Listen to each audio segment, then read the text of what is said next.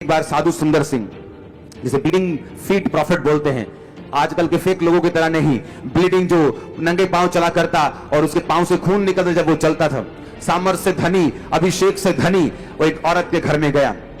बहुत बारिश हो रही थी और साधु सुंदर सिंह को बुखार हो गया और वो एक औरत के घर में दरवाजा खटखटाया और वो औरत बाहर निकली। वो क्रिश्चियन औरत थी। साधु सुंदर सिंह ने कहा, मेरी बहन, बारिश बहुत है और मुझे बुखार है, मैं आराम करना चाहता हूं, क्या मैं तेरे घर में रुक सकता हूं? कहती तुसी ना ऐ करो, मैं ना तुहाडे लिए प्रेयर करांगी। कहता, जिसके सामने तू प्रार्थना करेगी ना, वो मेरे अंदर है, मेरे साथ खड़ा है। जिसके सामने तूने प्रेयर करनी है ना, वो मेरे साथ खड़ा है, वो मेरे अंदर है। क्या प्रेयर की बात कर रहे हैं? मैं परमेश्वर का दास हूं। तो जब प्रार्थना की जरूरत नहीं, बोने की जरूरत है, वहां तुम प्रार्थना नहीं कर सकते। अब पास्टर जी प्रेयर करांगे उसी। तुम अपने पास्टर से ज्यादा प्रेयर नहीं कर सकते। तुम में और तुम्हारे स्पिरिचुअल फादर में हमेशा तुम्हारा स्पिरिचुअल फादर राइट होगा, और तुम्हारे स्पिरिचुअल फादर और खुदा में खुदा हमेशा राइट होगा। उसने कहा, मुझे तेरी प्रेयर की जरूरत नहीं है, मुझे रेस्ट की जरूरत है। इमेजिन करो, अच्छी पोजीशंस पे जाने के बाद, अच्छे देशों में जाने के बाद भी अभी भी लोगों के दिल चिड़ियों के जैसे हैं। चिड़ी का होता है ना दिल, छोटा सा। मैं आपको एक अच्छे विश्वासी और एक बुरे विश्वासी में फर्क बताता हूं। एक ऐसा विश्वासी जो पैसे में कंजूस है, बाइबल बयान करती है, वो परमेश्वर से प्यार नहीं करता है, क्योंकि तुम परमेश्वर और धन दोनों की सेवा नहीं कर सकते। अगर तुम पैसे में कंजूस हो, तुम बो नहीं सकते, तो मैं डेफिनेटली तुम्हें चैलेंज करता हूं, तुम परमेश्वर से प्यार नहीं करते, तुम पैसे से प्यार करते हो। पहली बार जब मैं अपने स्पिरिचुअल फादर के पास गया तो वो मुझे जानते नहीं थे। मैं अपने पास बहुत फैंसी कैमरास लेके गया था, बहुत महंगे कैमरास। तो वहां मैं अपनी चर्च की रिकॉर्डिंग लेके गया, देखो मेरे पास लोग हैं, ये है फोटोज अपनी सबकी। तो मैंने वो सारे गैजेट्स, वो लैपटॉप शायद, वो सब कुछ मैंने उनके पास एक टीम के जरिए पहुंचाया। मैं वहीं पे था, तो मैंने कहा आप उनको दिखा देना एक बार। तो जब उन्होंने मुझे अपने पास बुलाया तो उन्होंने सब वो देखा, तो मेरे को वापिस करने लगे। तो पवित्र आत्मा ने बोला कि इसे वापिस मत लेना, जबकि मैं उसे बोने के लिए नहीं लेके गया था। जस्ट उनके वो टेबल पे था, तो मुझे ये अच्छा नहीं लगा कि मैं उनके टेबल से वो चीजें वापस लेके आऊं। तो मैंने कहा नहीं, मैं ये वापस लेने के लिए नहीं लेके आया, जो मैं लेके उसे वापस लेने के लिए गया था। तो मैंने कहा नहीं, वापस नहीं लेना, आप इसे आप यूज कर लो। आप मैंने साइड पे उसे रख दिया।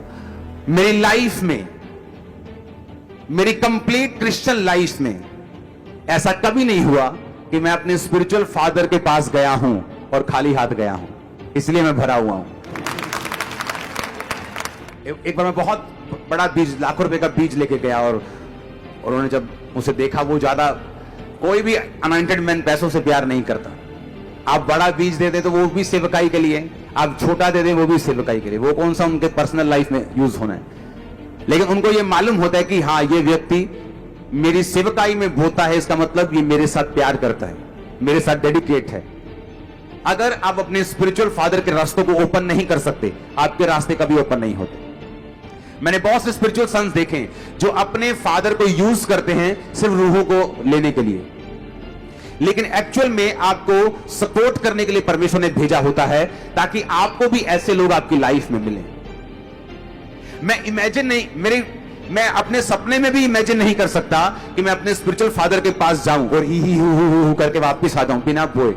ये नॉनसेंस, मेरी लाइफ की सबसे बड़ी नॉनसेंस होगी अगर मैं ये करता हूं। तो अगर मैं जाता था तो बीजों के साथ जाता था। मैं ये बताता कि मैं डेडिकेटेड हूं इस सेवकाई के प्रति, आपके प्रति, सिर्फ शब्दों से नहीं, मेरा कर्मों से भी प्रेम है, और मैं धन से प्यार नहीं करता हूं। आमीन। बाइबल कहती, जब शाऊल और उसका नौकर जब गधियां ढूंढने के लिए गए, तो उसने कहा गधियां मिलने क्या करे? उसने कहा यहां एक प्रॉफिट है, पर हमारे पास कुछ है नहीं कि हम उसके पास लेके चले।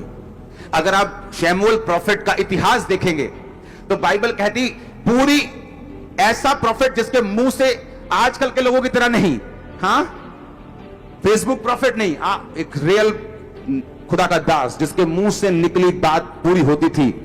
जब उसने गवाही दी कि क्या मैंने तुमसे एक भी गधा लिया है, क्या तुमसे कभी चांदी ली है, तो बाइबल कहती पूरे लाखों लोगों की गवाही थी कि तूने आज तक हमसे कभी कुछ नहीं लिया। फिर भी वो जन क्या कह रहा है कि अगर हम उसके सामने, दास के सामने जाएंगे तो कुछ लेके जाएंगे। उसने कहा हाँ, मेरे पास एक छोटा सा एक कुछ पैसा है, टुकड़ा है चांदी का या कुछ भी है, करेंसी है, हम वो लेके चलेंगे। यानी कि शैमुएल भूखा था उस करेंसी का, लेकिन वो बोना ये एक ऑनर आपका तय करता था कि हाँ, ये व्यक्ति जो है ये उस अनॉइंटिंग का ऑनर करता है और ये उस विजन का ऑनर करता है। और बाइबल कहती है उनके बोने के कारण और उनकी अधीनता के कारण शाऊल राजा बनाया गया और गद्दियां मिल चुकी थी। आपके हर खोया सामान मिलता है जब आप बोते हैं। आमीन ऊंचा चाहिए।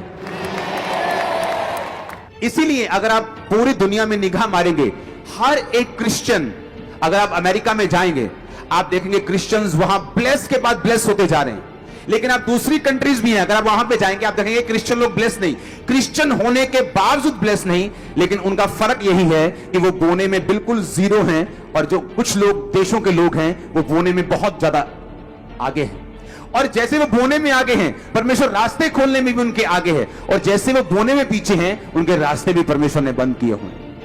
बाइबल कहती है जब तू बोएगा मैं आसमान की खिड़कियां और दरवाजे खोल दूंगा।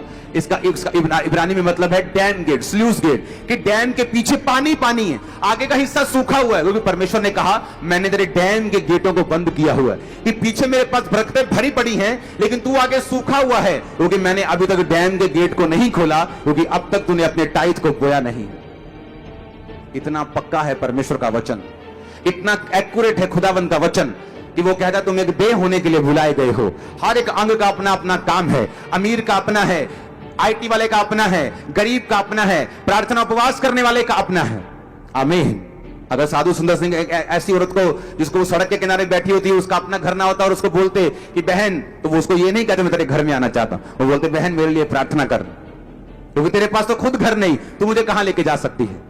लेकिन जिसका घर है वो कहती मैं प्रार्थना करूंगी। उसने कहा जिसके सामने तूने प्रार्थना करनी है वो मेरे अंदर भी और मेरे साइड में भी है, मेरे चारों तरफ बैठा और खड़ा भी है, तो अपनी प्रार्थना अपने पास रख ले। अगर मुझे परमेश्वर ने, क्योंकि मैं भी कई बार खुदावन को बोलता खुदावन मैं फाइनेंस से सपोर्ट करूंगा सेवकाइयों को, मुझे सेवा नहीं करनी, तो परमेश्वर बोलेगा नहीं, जो काम मैंने तुझे करने के लिए बोला है उसी में तेरी बरकत है। अगर मैंने तुझे प्रीच करने के लिए बोला तो मुझे तेरे बिजनेस की सपोर्ट नहीं चाहिए कि तू ज्यादा बिजनेस करके मुझे सपोर्ट करे, जो तू टाइट देता है देता रहे, लेकिन जो मेरा तेरा असली काम है वो करता रहे। आज मुझे अपनी असली बुलाहट को, मेरा असली वरदान जो मेरे पास है, अगर मैं उसे यूज नहीं करता तो बाइबल कहती है आशीष मेरी लाइफ पर, मेरे बच्चों पर, मेरे फ्यूचर पर नहीं आती और मैं अस्थिर रहता हूं, कभी भी गिर सकता हूं, कुछ भी लाइफ में हो सकता है, क्योंकि परमेश्वर की प्रोटेक्शन फिर लाइफ में नहीं है। जोर से हालेलुया बोलो एक बार।